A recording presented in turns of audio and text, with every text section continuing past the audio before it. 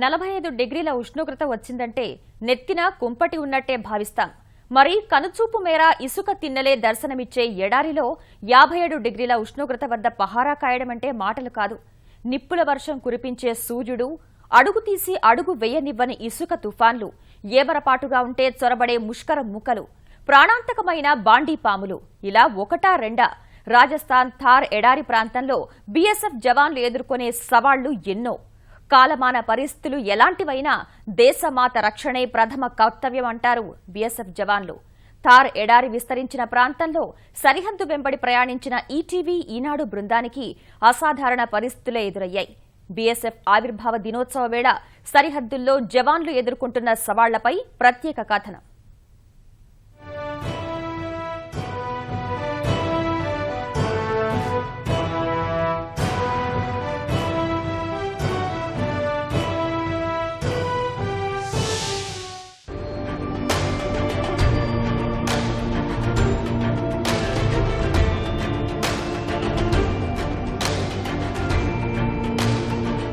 దాయాది దేశం పాకిస్తాన్లోని సింధ్ ప్రావిన్స్కు సరిగ్గా తూర్పు వైపున ఉన్న ప్రాంతం రాజస్థాన్. దాదాపు 1037 కిలోమీటర్ల మేర పాక్తో సరిహద్దు పంచుకుంటోంది ఈ ఎడారి రాష్ట్రం. ప్రపంచంలోని అత్యంత క్లిష్టమైన భౌగోళిక ప్రాంతాల్లో ఈ థార్ కూడా అగ్రభాగాన ఉంటుంది. బార్మేర్, జైసల్మేర్ సెక్టార్లు సరిహద్దు భద్రతా దళానికి అత్యంత కీలకమైన ప్రాంతం కూడా. రాత్రిపూట 0 డిగ్రీలకు చేరిపోయే ఎడారి ఉష్ణోగ్రతలు మండు వేసవిలో మిట్ట మధ్యాహ్నం నిప్పుల కొలిమిలా మండిపోతుంది. అత్యధిక ఉష్ణోగ్రత దాదాపు 57 డిగ్రీలకు చేరిపోతుంది. ఇలాంటి నిప్పుల కొలిమిలోనే భారత సరిహద్దు భద్రతా దళం నిలువు కాళ్లపై సరిహద్దును నిరంతరం కాపలా కాస్తుంది. కళ్లలో వత్తులు వేసుకుని మరీ అత్యాధునిక పరికరాలతో కంచెపై నిరంతరం నిఘా ఉంచుతోంది బీఎస్ఎఫ్. శత్రు సైన్యం, ముష్కరమూకలు ఇటువైపు కన్నేయకుండా మాతృభూమికి రక్షణ కవచంగా నిలబడుతోంది.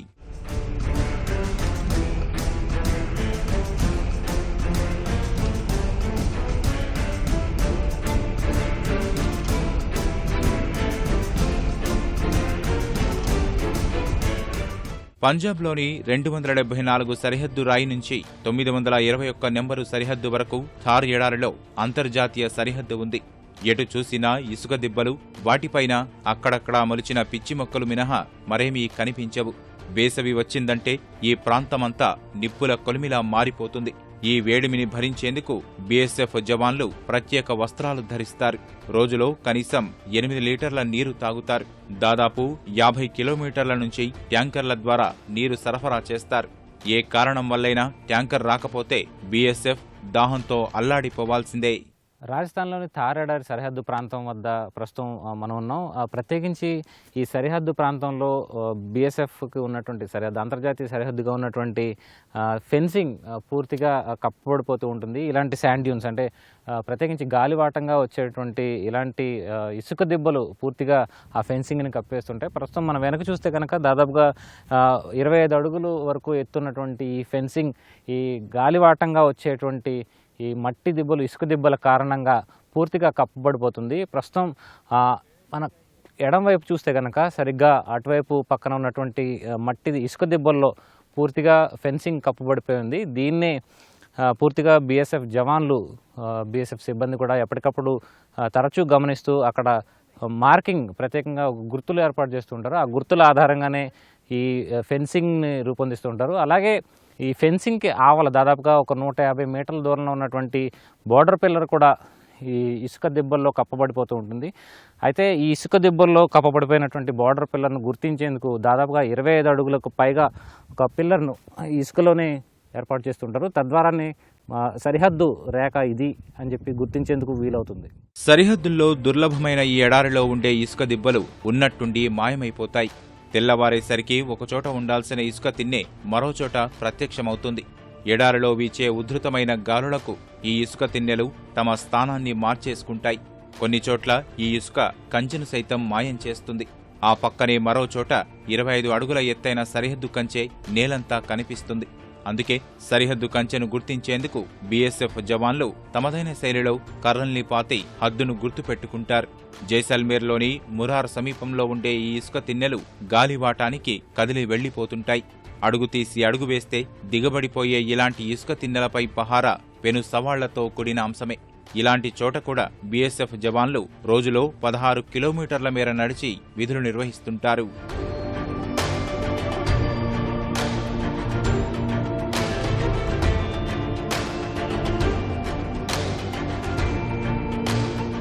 మాయమయ్యే ఇసుక తిన్నెలు, ఇసుక దిబ్బల్లో కప్పడిపోయే సరిహద్దు కంచెలు ఈ పరిస్థితిని మార్చేందుకు ప్రభుత్వం వినూత్న ప్రయోగాన్ని చేపట్టింది. కంచె వెంబడి వనాలను పెంచుతోంది. ఇక ఈ ఇసుక ఎడారిలో కనిపించని మరో ప్రాణాంతక శత్రువు బాండిపాము. ఇసుక రంగులో ఉండే ఈ పాము కరిస్తే సకాలంలో ప్రాథమిక చికిత్స అందకపోతే ప్రాణాలు గాల్లో కలిసిపోవాల్సిందే. నిప్పుల వర్షం కురిపించే ఎండలు, ఎముకలు కొరికే చలి, మాయమయ్యే ఇసుక తిన్నెలు, ప్రాణాలు తీసే బాండిపాములు, సరిహద్దు దాటేందుకు పొంచి ఉన్న ముష్కర మూకలు. ఒకటా రెండా? సరిహద్దుల్లో ప్రాణాలకు తెగించి పహారా కాసే బీఎస్ఎఫ్ జవాన్లు ఎదుర్కొంటున్న సవాళ్లు ఎన్నో.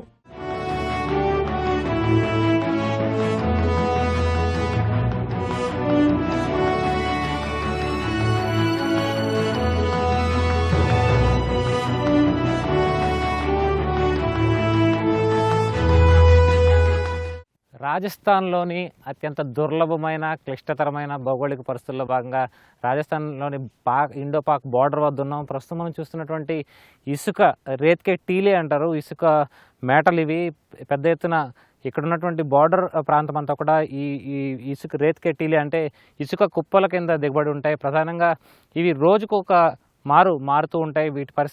వీటిని అంచనా వేసుకునే కొన్ని పుల్లల లాంటివి కూడా ఇక్కడ బీఎస్ఎఫ్ జవాన్లు నాటుతూ ఉంటారు మన సరిహద్దు అని తెలిసేందుకు.